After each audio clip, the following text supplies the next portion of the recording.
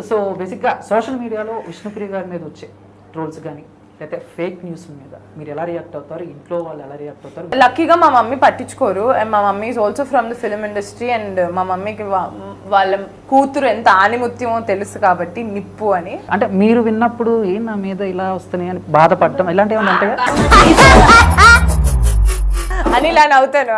So నవ్వడం అంటే thinking లేదు, that only. Hi viewers, welcome to our channel. నేను చందు. సో ఈరోజు మనతో ఉన్నారు విష్ణుప్రియ గారు. సో ఆవిడతో ఒక స్మాల్ చిచ్చాడు అనమాట, ఫేస్ టు ఫేస్. మీకు తెలుసు రీసెంట్గా మానస్ గారు అండ్ విష్ణుప్రియ గారు ఒక ఆల్బమ్ సాంగ్ ఒకటి జరీ జరీ పంచి జరిగింది. దాంట్లో విష్ణుప్రియ గారి డ్యాన్స్ అయితే ఎరగదీశారు. బేసిక్గానే డ్యాన్స్ ఎరగదీస్తారు కాబట్టి ప్రత్యేకంగా చెప్పక్కర్లేదు. సో ఆ సాంగ్ గురించి ఇంకొన్ని విషయాల గురించి ఆవిడతో మాట్లాడతాం. విష్ణుప్రియ గారు హాయ్ చందు. ఇప్పుడు దాకా వీడియో స్టార్ట్ అవ్వక ముందు చాలా చాలా స్మూత్ గా భలే స్టార్ట్ చేసావు. నేను అంతే మేడం, ఏం చేసినా చాలా స్మూత్ గా స్టార్ట్. ఇప్పుడు ప్రెసెంట్ మీ లైఫ్ ఎలా ఉంది, ఏంటి ఎలా? ప్రెసెంట్ లైఫ్ అయితే 3 పూలు 6 కాయలు లాగా చాలా అద్భుతంగా ఉంది. దేవుడు అడిగిన కోరిక, శేఖర్ మాస్టర్ కొరియోగ్రఫీతో ఒక సాంగ్, మళ్ళీ దాని అద్భుతమైన ప్రొడక్షన్. కింద కామెంట్స్ చూస్తే సినిమాటిక్ లెవెల్లో ఉందంటున్నారు సాంగ్. సో ఈ సాంగ్ నా లైఫ్లో హ్యాపెన్ అవ్వడం, జనాలు మళ్ళీ దాన్ని ఆదరించి ప్రేమనివ్వడం, it's all beautiful. I'm enjoying this. Okay, ప్రస్తుతానికి అయితే లైఫ్ చక్కగా సెట్ అయింది. అలా చూస్తుంటే మాకు అర్థమవుతుంది, ఇన్స్టా చూస్తుంటే మంచి అంటే యూత్ మొత్తం అసలు విష్ణుప్రియ గారు ఫోటోషూట్ల కోసం, విష్ణుప్రియ గారి డ్యాన్స్ కోసం వెయిట్ చేస్తూ ఉన్నారు. సో మీరేమంటారు? అలా ఏం కాదే, నో నథింగ్. కానీ ఈ మధ్య కొంచెం ఫోటోషూట్లు ఎక్కువైపోయినాయి మేడం. మన తెలుగు వాళ్ళు తగ్గేదేలే అని బాలీవుడ్ లెవెల్లో వెళ్తున్నారు. సో మరి ఇక్కడున్న మనలాంటి వాళ్ళకి కూడా యునో టాలీవుడ్ ఒకటే కాదు, there so much medium, you can do so many things అని photoshoots to discover the artist in you or the person inside you, నువ్వు హూ యూ కెన్ బి అని అర్థం చేసుకోవడానికి. ఓకే డన్, నాకు అర్థమైంది. ఓకే, సాంగ్ విషయానికి వస్తే, so అంటే మామూలుగా విష్ణుప్రియ గారు గ్లామర్గా ఉంటారు, హైట్ మొత్తం అంతా హీరోయిన్గా చేయొచ్చు. బట్ ఎందుకు ఇలాంటి సాంగ్స్ చేస్తున్నారు సడన్గా అంటే ఏం చెప్తారు? ఎందుకు ఇలాంటి సాంగ్స్ అంటే ఇలాంటి సాంగ్స్ అంటే ఆల్బమ్ సాంగ్స్ ఎందుకు డైరెక్ట్ గా సినిమాలో హీరోయిన్ గా చేసే? అంటే ఆ ఆఫర్ రావట్లేదు, ఆ సినిమా అని ఆఫర్ రావడానికి కూడా నసీబ్లో రాసి పెట్టి ఉండాలి. బట్ నా నసీబ్లో ఇంత అద్భుతంగా సాంగ్ రాసి పెట్టుంది అండ్ నాకు వచ్చిన ఆపర్చునిటీని నేను వాడుకొని బాగానే చేశాను అని అనుకుంటున్నాను. విష్ణుప్రియ గారు ఎప్పుడైనా మంచి సబ్జెక్ట్ తో వచ్చిన సినిమాలు మీ దాకా వచ్చి హీరోయిన్ గా ఆగిపోయిన సిచ్యువేషన్స్ లక్కీగా రాలేదు, మంచి సబ్జెక్ట్ వచ్చి ఆగిపోయాను రాలేదు. అండ్ మోర్ ఓవర్ నాకు అంత బ్రెయిన్ లేదు, ఇది మంచి సబ్జెక్టా కాదా అని అనలైజ్ చేసుకునే అంత బ్రెయిన్ నాకు లేదు. సో సాంగ్సే రావాలని నేను దేవుడిని ముందు నుంచి కోరుకుంటూనే ఉన్నా. బికాస్ ఒక సినిమా రెస్పాన్సిబిలిటీ ఈజ్ డిఫరెంట్. అది నువ్వు స్క్రిప్ట్ చూస్ చేసుకోవడంలో అది ఫ్లాప్ అవుతే నీ మీద కూడా పడుతుంది, ఎందుకంటే నువ్వు అది అనలైజ్ చేసుకోలేకపోయావు ఇది ఆడియన్స్ కి రీచ్ అవుతుందో లేదో అని. బట్ నాకు ఇప్పుడు జర్రీ ట్రాక్ 30 minutes 30 seconds పంపించగానే ఈ సాంగ్ నేను చేస్తాను. నాకు దీంట్లో చూసింగ్ ఈజీ అనిపించింది. ఇది నా క్యాపబిలిటీ, నా బ్రెయిన్ కి ఇది చేయొచ్చు, ఇది నేను చేయలేను, ఓకే ఇది జనాలకు నచ్చుతుందేమో, అలా కొంచెం ఏమైనా గెస్ట్ చేయగలుగుతున్నా. కానీ సినిమా లెవెల్లో ఆలోచించే అంత బ్రెయిన్ మనకు లేదమ్మా. ఓకే, అంటే ఇండస్ట్రీలోకి వచ్చిన మొదట్లో హీరోయిన్ అవుదామని విష్ణుప్రియ గారు సో చాలా ట్రై చేశారు, చాలా ఆడిషన్స్కి వెళ్ళటం. సో అలాంటి చోట కొంతమంది కొంచెం మిమ్మల్ని అవమానించే విధంగా ట్రీట్ చేయటం, ఇవన్నీ లైఫ్లో ఎన్నో స్ట్రగుల్స్ ఫేస్ చేసి ఇక్కడ దాకా వచ్చారు. ఆ పాత రోజులు గుర్తు చేసుకుంటే మీకు ఎలా అనిపిస్తుంది? అంటే ఫస్ట్లో ఏంటి నువ్వు హీరోయిన్ వా అన్న ఇది కూడా ఉన్నాయి. అండ్ రామ్ ప్రసాద్ అప్పుడు నాకు తెలీదు జబర్దస్త్ లో చేస్తాడు ఇది అది అని. నేను ఒక ఆఫీస్కి వెళ్ళినప్పుడు ఆయన నన్ను పిలిచి పనమ్మాయి రోల్ చేస్తావా ఇది అది అని కొంచెం they spoke to me just like that. కొంచెం వేరే అమ్మాయిలా మాట్లాడినందుకే నేను ఇంటికి వెళ్ళి ఏడ్చేసి, అప్పుడు నాకు బాయ్ ఫ్రెండ్ ఉండేవాళ్ళే, నాకు బాయ్ ఫ్రెండ్కి చెప్పుకొని నన్ను ఇలా పని మనిషి రోల్ చేస్తావా అని తీసి పడేదంటే ఎవడు బేబీ వాళ్ళు అని మేము తర్వాత ఎదిగితే రామ్ ప్రసాద్ జబర్దస్త్ నేను కట్ చేస్తే now we're very good friends. అంటే స్టార్టింగ్లో నీకు కూడా ఇన్సెక్యూరిటీ కొంచెం తక్కువ ఉంటుంది, you'll have so much insecurities, అవుతామా అవ్వమా ఇవన్నీ ఉంటాయి. కాబట్టి ఇలా పుల్ల పొడిచినా నీకు నొప్పిగానే అనిపిస్తుంది.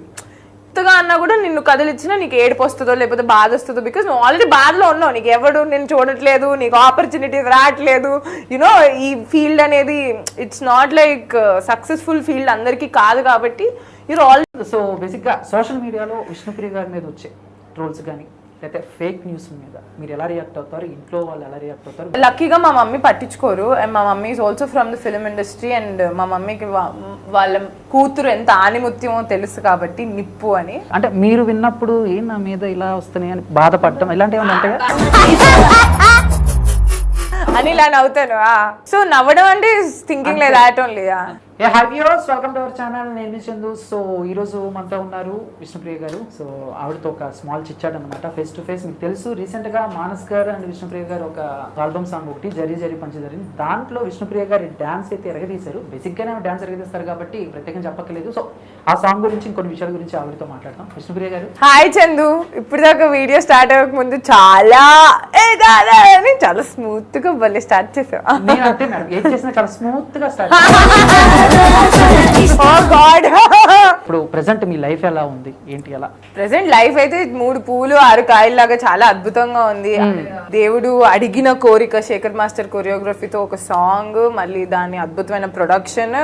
కింద కామెంట్స్ చూస్తే సినిమాటిక్ లెవెల్లో ఉందంటున్నారు సాంగ్. సో ఈ సాంగ్ నా లైఫ్లో హ్యాపీన్ అవ్వడం, జనాలు మళ్ళీ దాన్ని ఆదరించి ప్రేమనివ్వడం, it's all beautiful. I'm enjoying this. Okay, ప్రస్తుతానికి అయితే లైఫ్ చక్కగా సెట్ అయింది. అలా చూస్తుంటే మాకు అర్థమవుతుంది, ఇన్స్టా చూస్తుంటే మంచి అంటే యూత్ మొత్తం అసలు విష్ణుప్రియ గారు ఫోటోషూట్ల కోసం, విష్ణుప్రియ గారి డ్యాన్స్ కోసం వెయిట్ చేస్తూ ఉన్నారు. సో మీరేమంటారు? అలా ఏం కాదే, నో నథింగ్. కానీ ఈ మధ్య కొంచెం ఫోటోషూట్లు ఎక్కువైపోయినాయి మేడం. మన తెలుగు వాళ్ళు తగ్గేదేలే అని బాలీవుడ్ లెవెల్లో వెళ్తున్నారు. సో మరి ఇక్కడున్న మనలాంటి వాళ్ళకి కూడా యునో టాలీవుడ్ ఒకటే కాదు, there so much medium, you can do so many things అని photoshoots to discover the artist in you or the person inside you, నువ్వు హూ యూ కెన్ బి అని అర్థం చేసుకోవడానికి. ఓకే డన్, నాకు అర్థమైంది. ఓకే, సాంగ్ విషయానికి వస్తే, so అంటే మామూలుగా విష్ణుప్రియ గారు గ్లామర్గా ఉంటారు, హైట్ మొత్తం అంతా హీరోయిన్గా చేయొచ్చు. బట్ ఎందుకు ఇలాంటి సాంగ్స్ చేస్తున్నారు సడన్గా అని అంటే ఏం చెప్తారు? ఎందుకు ఇలాంటి సాంగ్స్ అంటే ఇలాంటి సాంగ్స్ అంటే ఆల్బమ్ సాంగ్స్ ఎందుకు డైరెక్ట్ గా సినిమాలో హీరోయిన్ గా చేసే? అంటే ఆ ఆఫర్ రావట్లేదు, ఆ సినిమా అని ఆఫర్ రావడానికి కూడా నసీబ్లో రాసి పెట్టి ఉండాలి. బట్ నా నసీబ్లో ఇంత అద్భుతంగా సాంగ్ రాసి పెట్టుంది అండ్ నాకు వచ్చిన ఆపర్చునిటీని నేను వాడుకొని బాగానే చేశాను అని అనుకుంటున్నాను. విష్ణుప్రియ గారు ఎప్పుడైనా మంచి సబ్జెక్ట్ తో వచ్చిన సినిమాలు మీ దాకా వచ్చి హీరోయిన్ గా ఆగిపోయిన సిచ్యువేషన్స్ లక్కీగా రాలేదు, మంచి సబ్జెక్ట్ వచ్చి ఆగిపోయాను రాలేదు. అండ్ మోర్ ఓవర్ నాకు అంత బ్రెయిన్ లేదు, ఇది మంచి సబ్జెక్టా కాదా అని అనలైజ్ చేసుకునే అంత బ్రెయిన్ నాకు లేదు.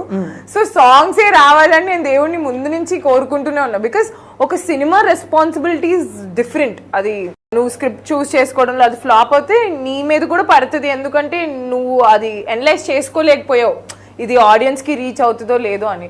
బట్ నాకు ఇప్పుడు జర్రీ ట్రాక్ 30 minutes 30 seconds పంపించగానే ఈ సాంగ్ నేను చేస్తా, నాకు దీంట్లో చూసింగ్ ఈజీ అనిపించింది. ఇది నా క్యాపబిలిటీ, నా బ్రెయిన్ కి ఇది చేయొచ్చు, ఇది నేను చేయలేను, ఓకే ఇది జనాలకు నచ్చుతుందేమో, అలా కొంచెం ఏమైనా గెస్ట్ చేయగలుగుతున్నా. కానీ సినిమా లెవెల్లో ఆలోచించే అంత బ్రెయిన్ మనకు లేదమ్మా. ఓకే, అంటే ఇండస్ట్రీలోకి వచ్చిన మొదట్లో హీరోయిన్ అవుదామని విష్ణుప్రియ గారు సో చాలా ట్రై చేశారు, చాలా ఆడిషన్స్కి వెళ్ళటం. సో అలాంటి చోట కొంతమంది కొంచెం మిమ్మల్ని అవమానించే విధంగా ట్రీట్ చేయటం, ఇవన్నీ లైఫ్లో ఎన్నో స్ట్రగుల్స్ ఫేస్ చేసి ఇక్కడ దాకా వచ్చారు. ఆ పాత రోజులు గుర్తు చేసుకుంటే మీకు ఎలా అనిపిస్తుంది? అంటే ఫస్ట్లో ఏంటి నువ్వు హీరోయిన్ వా అన్న ఇది కూడా ఉన్నాయి. రామ్ ప్రసాద్ అప్పుడు నాకు తెలీదు జబర్దస్త్ లో చేస్తాడు ఇది అది అని. నేను ఒక ఆఫీస్ కి వెళ్ళినప్పుడు ఆయన నన్ను పిలిచి పనమ్మాయి రోల్ చేస్తావా ఇది అది అని కొంచెం they spoke to me just like that. కొంచెం వేరే అమ్మాయిలా మాట్లాడినందుకే నేను ఇంటికి వెళ్ళి ఏడ్చేసి, అప్పుడు నాకు బాయ్ ఫ్రెండ్ ఉండేవాళ్ళే, నాకు బాయ్ ఫ్రెండ్కి చెప్పుకొని నన్ను ఇలా పని మనిషి రోల్ చేస్తావా అని తీసి పడేది. అంటే ఎవడు బేబీ వాళ్ళు అని మేము తర్వాత ఎదిగితే రామ్ ప్రసాద్ జబర్దస్త్. నేను కట్ చేస్తే now we're very good friends.